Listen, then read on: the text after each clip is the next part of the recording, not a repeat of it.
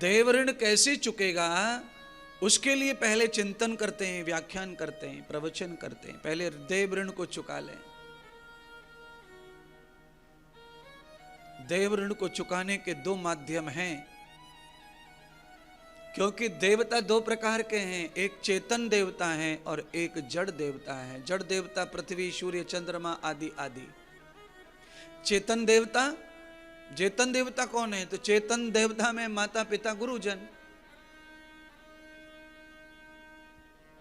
ये चेतन देवता है। कैसे ऋण चुकेगा इनका? जड़ देवताओं का ऋण चुकता है अग्निहोत्र से, यज्ञ से।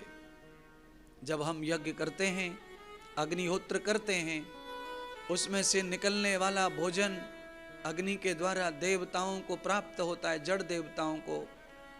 उससे उनका स्वास्थ्य अच्छा होता है, उनमें पावर आता है, एनर्जी आती है, और हम उनके ऋण से उर्ण होते हैं। हवा से, सूर्य से, पृथ्वी से, चंद्रमा से, आकाश से, जल से, पेड़ पौधों से, इनसे हमें मुक्ति मिलती है।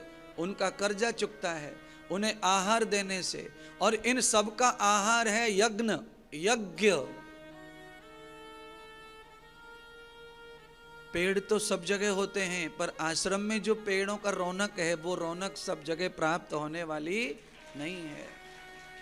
केवल पानी की भरमार है ऐसा नहीं है, पानी तो और भी बहुत जगह होता है, पर इन पेड़ों को नित्य आहार प्राप्त होता है। दोनों समय यज्ञ होता है आश्रम में।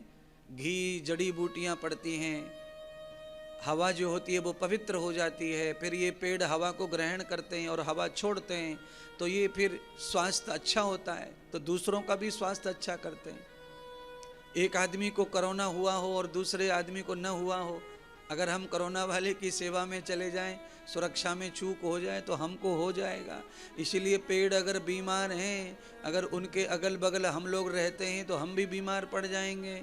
इसीलिए पेड़ पौधों का स्वास्थ्य अच्छा रखो, जिससे हमारे प्राण अच्छे रहें, और देवता सूर्य चंद्रमा आकाश का स्वास्थ्य अच्छा रखो, जिससे हमें आहार भोजन अच्छा प्राप्त हो, जिससे हम स्वस्थ रहें। तो ये होगा यज्ञ से। पृथ्वी प्रसन्न रहती है, आकाश प्रसन्न रहता है, वायु प्रसन्न रहता है। अब आ जाइए चेतन देवता। चेतन देवता ये हम लोग हैं, हमारी आज्ञा का पालन करो। जरूरत पड़ने पे हमें भी खिलाओ पिलाओ। हमारा भी पैर हाथ दुख रहा हो तो उसको भी जरा आलिश मालिश करो, कुछ सेवा करो। हमारे भी कपड़े लत्ते, भोजन भजन, ये सब सुविधाएं करो। ये सेवा है, इससे ऋण उतरता है महात्मा संतों का, गुरुजनों का, यानी कि देवताओं का, गुरुदेव का ऋण उतरता है। सेवा करने से, उनकी चल रही सेवाओं को आगे बढ़ाने से भी हमारा ऋण उतरता है। और अब आ जाओ पितृ ऋण। पितृ ऋण, जीवित माता पिता, मृत माता पिता, ये पितृ हैं।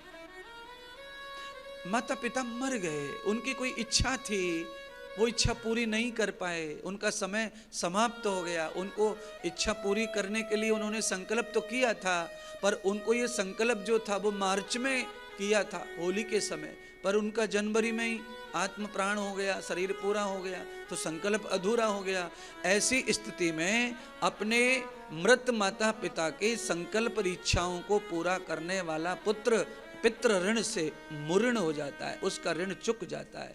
इसीलिए हमारे हिंदू धर्म में माता पिता के नाम से पोथी बिठाना, माता पिता के नाम से दान करना, माता पिता के नाम की कथा करना, ये हमारी परंपरा है। वो कर नहीं पाए तो हम मृत होने के बाद उनके ऊपर ये उपकार जब करते हैं तो उनका जो उपकार है वो चुक जाता है, उनका कल्याण हो जाता है, और हम मुक्त हो जाते हैं ऋण से।